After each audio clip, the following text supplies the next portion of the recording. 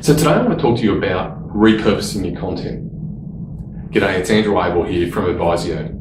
And so I want to talk to you about repurposing your content. It's your marketing content. So as an advisor, as a lawyer, as an accountant, you're selling this thing up here. You're selling your intellectual property, your intellectual capital. And unlike a physical, tangible product, you can touch it, you can feel it, smell it, you can engage with it. Unlike a physical product, you're selling something that's intangible. People can't see it, they can't put their hands around it, and so it's very hard for you to communicate value. But in order for someone to buy, they've got to get a sense of the value you can provide. And so that's why producing content which speaks to the problems that they have positions value and gives you an authority or an expert status in their eyes. But here's the thing. Prospects consume content, or they like to consume content in different ways. Some people want to watch a video, some people want to listen to an audio or a podcast, some people just want to read text, they want to read an article. And I know from talking to many of you, you find creating content just hard work. Like it's just full of friction. One, I've got to figure out what to say, then I've got to allocate the time to go and put it all down on paper, then I've got to that's all time that I'm taking away from a billable work. And now you're telling me that I've got to produce more of it in different formats. So I don't want to overwhelm you, because I know for many of you, you're kind of already in that space.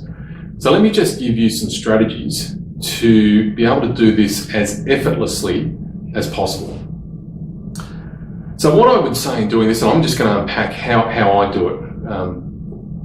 What I'll say in this is start with the medium that you are most comfortable with. So way back when I was started doing some content, I got really focused on writing long form articles because I thought that's what my market wanted. And look, people did engage well with it, but it just didn't work for me.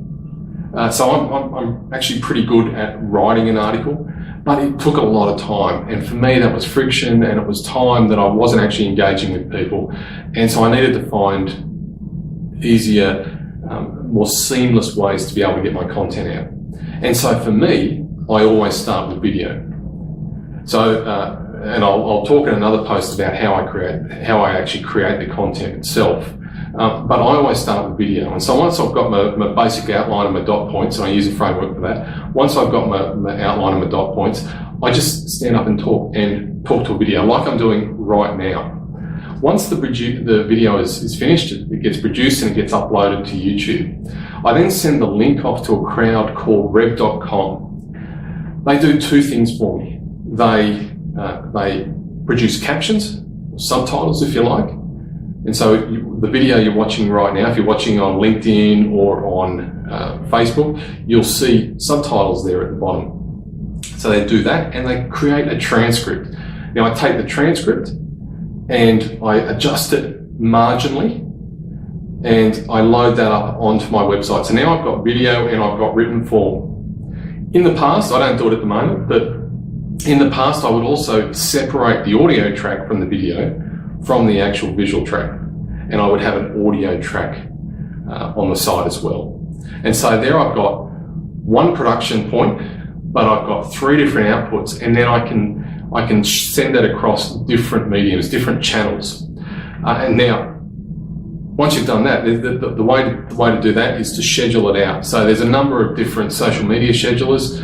I use SmarterQueue. That's a really good one because it lets you choose the channels, how often you want to post it out, and it will just keep recycling your content. So SmarterQueue is one, MeetEdgar is another one. And I think the thing that was the real secret for me was that there was lots of techie stuff that I really hated, and I'm not really good at it. And so I found the way to actually get content out really quickly was just to outsource the stuff that either takes my time or I'm not good at. Because what I am good at is focusing on my genius, and my genius is being able to stand up and actually do the delivery stuff. So look, I hope that's been helpful for you. If it has, I'd love you to like and share the post. Or if you've got a question, just drop it into the comments section below, and I'll do my very best to answer it. So we've been talking repurposing your marketing content. I hope it's been useful. I'm Andrew Abel. This is Advisio. Bye for now.